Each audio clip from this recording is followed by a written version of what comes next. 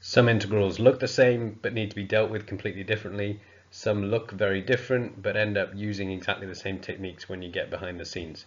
So we're going to have a look at a few that look similar on the surface but have some subtle differences, and I will explain to you not just how to deal with these particular ones, but what kind of things you look for and how you decide what you need in any given situation. We also had a few that I showed you the other day that involve trigonometry, and these, again, they look similar. There's a few things that they have in common. There's other things that you need to recognize are different, and we'll talk through some general techniques for those as well. So let's dive in. The first one is the nicest one. This is the log trick, which I refer to quite a lot. It's a really useful triage method. You start, whenever you see a fraction, by asking yourself if the top is the derivative of the bottom. So always check for this first. And if it is the case, then you're done. If the top is the derivative of the bottom, the integral will be ln of the bottom. That happens because of chain rule. So as long as you know how to differentiate ln of something, you can always integrate when you have a fraction where the top is the derivative of the bottom. The next one has an x on top instead of a 1, and that makes things a bit more complicated. So first you check to see if the log trick can apply. You can either get a situation where the top is exactly the derivative of the bottom, or perhaps where the top is a multiple of half the size or twice the size or minus 1 times the size it should be. And by multiplying by, say, 2 over 2, or multiplying by 2/3 and also multiplying by 3 over 2, you can change the integral into one that's worth the same but has the right format. In this case you can't do that because an x can't easily be turned into a 1. Not by multiplying and dividing by any constants. So we ask about partial fractions. Now, although this doesn't look like a partial fractions question, you can use some of the partial fractions techniques, or at least something from the same chapter. It's a top-heavy or improper algebraic fraction. We know that because the top is linear and the bottom is also linear.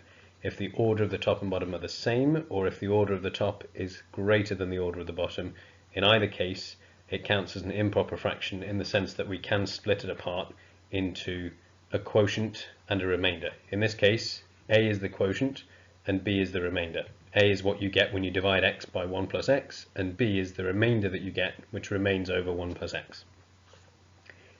If you do this using algebraic long division, you can do it fairly quickly.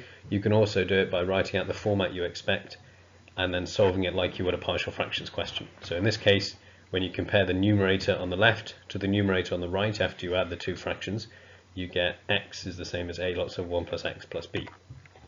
You can then substitute -1 in to make the a part cancel out. You can substitute anything else in to give you another equation linking a and b, and that will help you find the constants.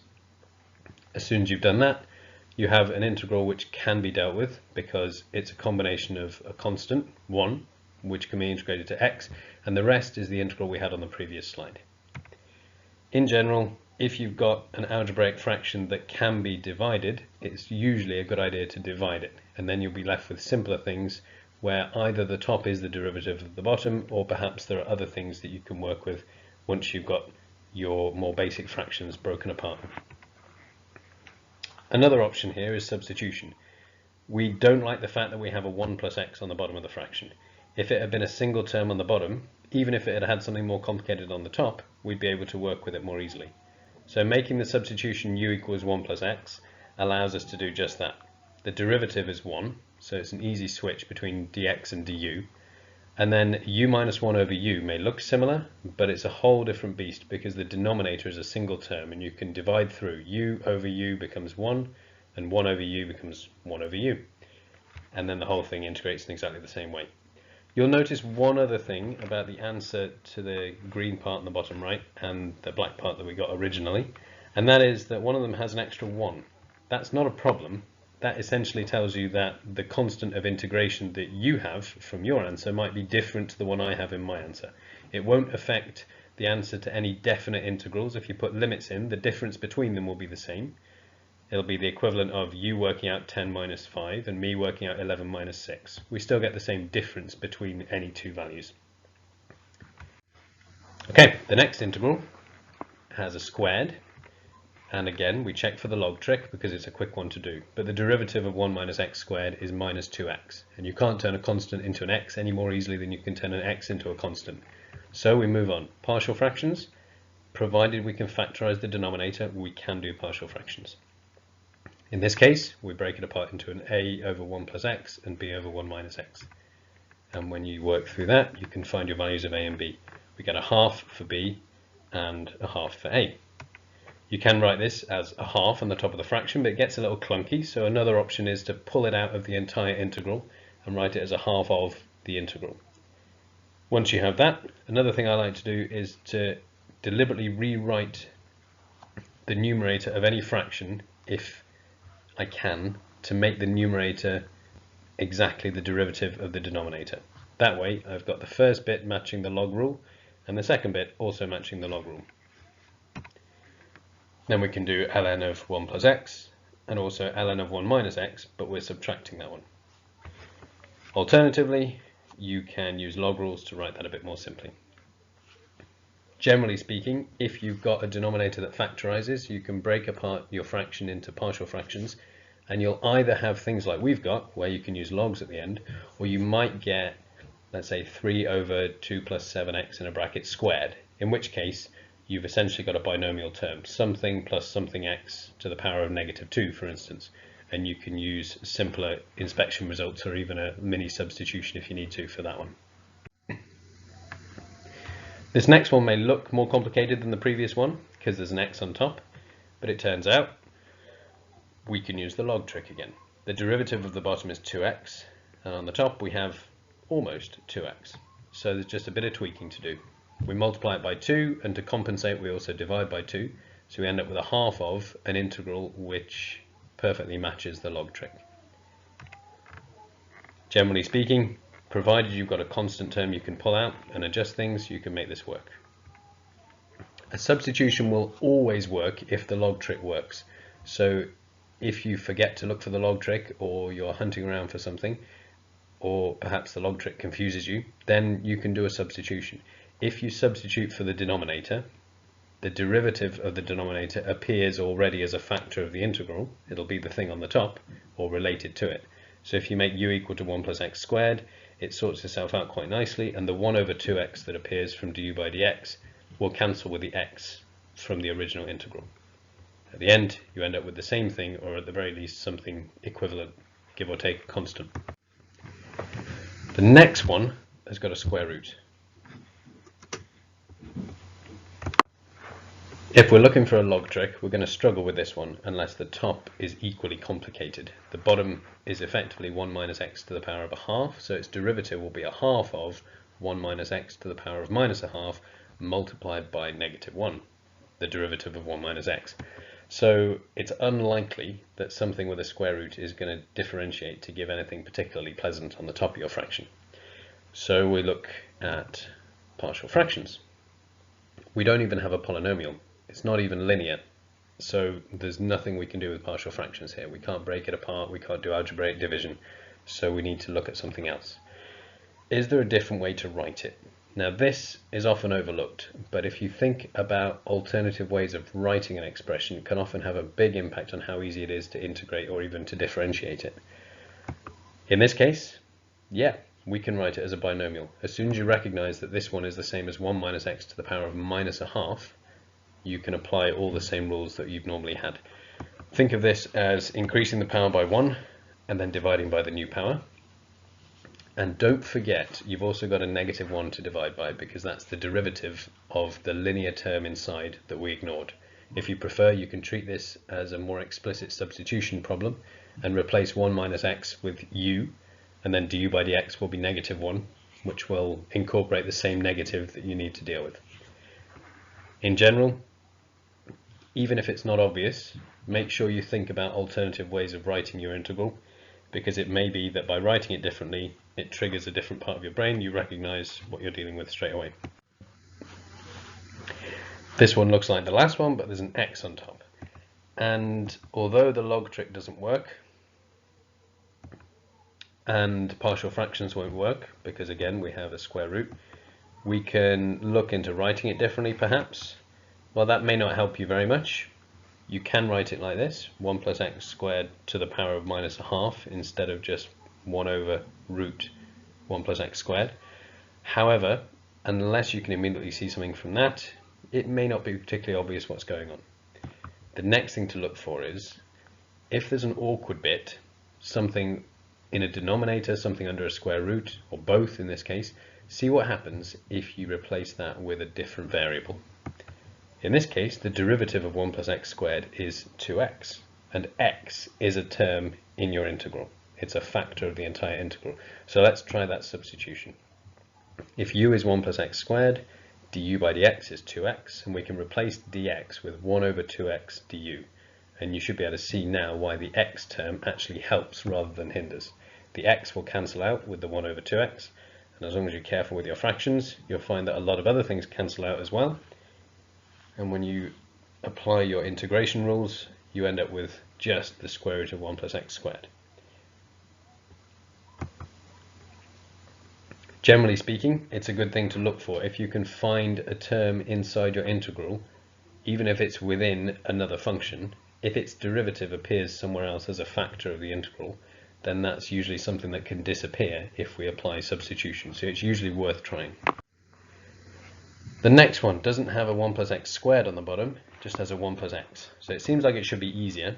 It's actually a little bit messier. We can't use the log trick. Again, the bottom differentiates to something too complicated to be just x. And we can't use partial fractions because we have a square root on the bottom. We could write it slightly differently, but again, there's nothing particular that shows us. So we look for the derivative. Well, not really, and kind of yes, kind of no. The derivative of 1 plus x is just 1.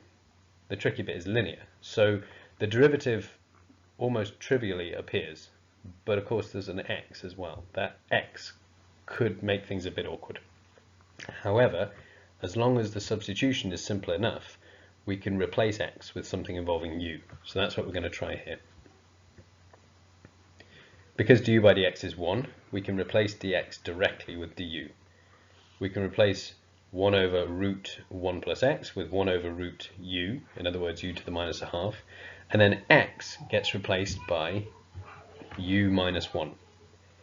At this point it may look just as complicated as it had before, but the important difference is the awkward term that used to be a binomial on the bottom of a bracket is now a single term. We can expand that bracket. When you expand it, you get u to the half minus u to the minus a half, and although it's a bit awkward and you've got to be careful with your fractions, it does work. And at the end you can substitute back in 1 plus x instead of u, and you're done. Generally speaking, if you can do a substitution for a nice linear term, then du and dx will link nicely together. You might have to rewrite some x terms, and you'll see another example of that in a second. But you need to make sure that every single term in your integral involves the new variable and not the old variable. If there are limits, make sure the limits are in terms of the new variable as well. Everything should be in terms of u with a du, so there's nothing involving x or dx inside your integral. This example comes out very similarly, so I'll flick through a bit more quickly. We can't use the log trick, we can't use partial fractions. We could rewrite slightly, but at the end of the day we're going to need to do the same substitution. We'll try u equals 1 plus x. Again, du and dx are nicely interchangeable because the derivative of 1 plus x is 1. But we have an x squared term instead of just an x term. So that's giving us u minus 1 in a bracket squared. We can expand that out, however, and that allows us to multiply by u to the minus a half. We get something which looks a bit awkward, but at least it's separate terms, and it's something that you could differentiate or integrate last year because you're following the standard rules of x to the n essentially. Again, the fractions get messy, but you can still apply the standard rules, increase the power by 1, divide by the new power, and at the end replace u with 1 plus x. Depending on how complicated the additional functions involving x happen to be, you might have more work on your hands with something like this, but at least it means you're no longer dealing with a 1 plus x in an awkward place. You've moved it, essentially, turning the x squared on the top into a u minus 1 squared, which you can at least expand out, whereas there's no easy way to expand out the square root of 1 plus x. Okay, now we're on to the trig ones. Generally speaking, it's a good idea to start with trig by having pages 6 and 7 of your formula book open, look at the integration and the differentiation pages. Some results are duplicated on both, but there are others that you will only see on the differentiation page. And of course, if you read from right to left instead of left to right, you can see what things integrate to. So keep an eye out for that.